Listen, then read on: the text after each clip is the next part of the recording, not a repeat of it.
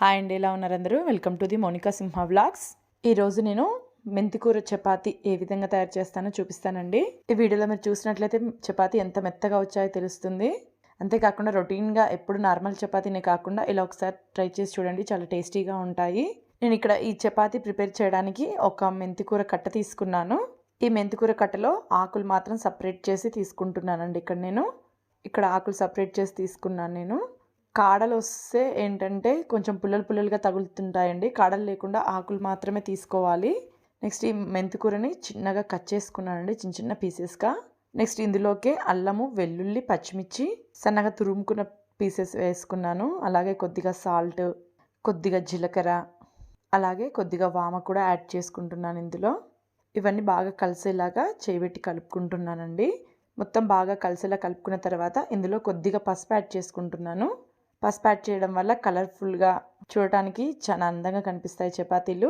Next ఇందులో గోధుమ పిండి ఒకేసారి యాడ్ చేయకుండా కొద్దిగా యాడ్ చేసి కలుపుకుంటున్నానండి. నాకు ఇక్కడ ఒక 1/2 kg వరకు గోధుమ పిండి పట్టింది. ఆకుకూరలో తేమ ఉంటుంది కాబట్టి ఫస్ట్ కొద్దిగా పిండి వేసుకొని మొత్తం బాగా కలిసేలా కలుపుకున్న తర్వాత కొద్దిగా పిండి యాడ్ చేసుకొని కలుపుకొని తర్వాత వాటర్ యాడ్ చేసుకొని కలుపుకోవాలండి. ఇక్కడ మీకు వీడియోలో చూపిస్తున్న విధంగా ఈ విధంగా కలుపుకోవాలండి పిండి. మనం వేసిన పచ్చిమిర్చి, వామ, అలాగే వెల్లుల్లిపాయ పీసెస్, అల్లం పీసెస్, పసుపు, ఉప్పు, ఆకుకూర మొత్తం బాగా కలుస్తుంది. ఇలా కలుపుకోవడం వల్ల పిండి మొత్తం కలుపుకున్న తర్వాత వాటర్ ఒకేసారి యాడ్ చేయకుండా కొద్దిగా యాడ్ చేసి కలుపుకోవాలండి. మనం ఇందులో ఆకుకూర యాడ్ చేసాం కాబట్టి వాటర్ ఒకేసారి వేసేస్తే లూజ్ అయిపోతుంది పిండి. అందుకని చెప్పేసి వాటర్ కొంచెం యాడ్ చేసుకుంటూ పిండిని కలుపుకోవాలి. నేను ఇక్కడ పిండి మొత్తం కలిపేసుకున్నానండి. లాస్ట్లో ఒక 2 టేబుల్ స్పూన్స్ ఆయిల్ అప్లై చేస్తున్నాను, పిండి ఆరిపోకుండా ఉండటానికి. పిండి కలిపిన తర్వాత పక్కకు పెట్టుకోవాల్సిన అవసరం లేదండి, వెంబటే చేసేసుకోవచ్చు చపాతీలు. మనకి పిండి ప్రిపేర్ అయిపోయిందండి. నెక్స్ట్ వచ్చేసేసి చపాతీ రుద్దుకోవడమే. నెక్స్ట్ ఈ పిండిని చిన్న ఉండలుగా చేసుకొని చపాతీ రుద్దుకోవాలండి. ఈ మెంతికూర చపాతీ వచ్చేసేసి మరీ పెద్ద సైజు కాకుండా మరీ చిన్న సైజు కాకుండా మీడియం సైజులో తీసుకుంటే చపాతీలు టేస్ట్ చాలా బాగుంటాయండి. కొంతమంది చేతితో కూడా చేస్తుంటారు, పెద్దగా రొట్టెల టైప్లో చేస్తూ ఉంటారు.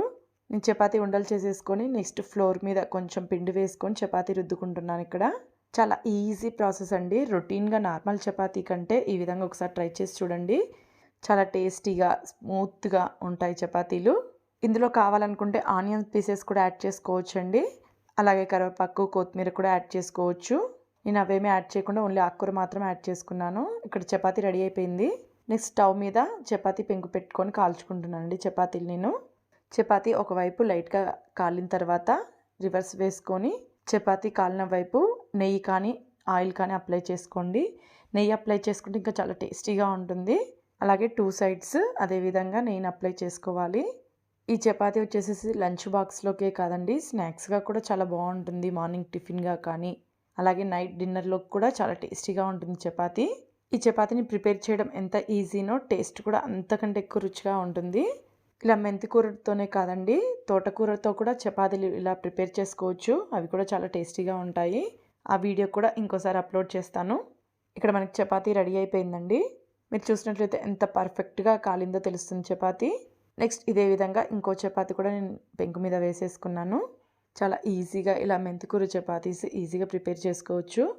అలాగే మన ఛానల్లో బీట్రూట్తో కూడా చపాతీ ఏ విధంగా ప్రిపేర్ చేసుకోవచ్చో వీడియో ఉందండి. ఎవరైనా చూడని వాళ్ళు ఉంటే ఒకసారి చెక్ చేయండి. అలాగే నా తరపున ఒక చిన్న రిక్వెస్ట్ అండి, నా వీడియోస్ ఎలా ఉన్నాయో కామెంట్ సెక్షన్లో కామెంట్ చేయండి. అలాగే నా వీడియోలో ఏదైనా మిస్టేక్ అనిపించినా కానీ కామెంట్ సెక్షన్లో కామెంట్ చేయండి. అలాగే నా వీడియోస్ మీకు నచ్చినట్లయితే మీ ఫ్రెండ్స్కి కానీ ఫ్యామిలీ మెంబర్స్ కానీ షేర్ చేయండి, సపోర్ట్ చేయండి. ఇక్కడ రెండో చపాతీ కూడా కాలిపోయిందండి. మీరు ఇక్కడ చూస్తే ఎంత పర్ఫెక్ట్గా చపాతీలు ప్రిపేర్ చేయొచ్చో తెలుస్తుంది. ఈ చపాతీ వచ్చేసేసి ఎటువంటి కాంబినేషన్ లేకపోయినా కానీ టేస్ట్ చాలా బాగుంటుందండి.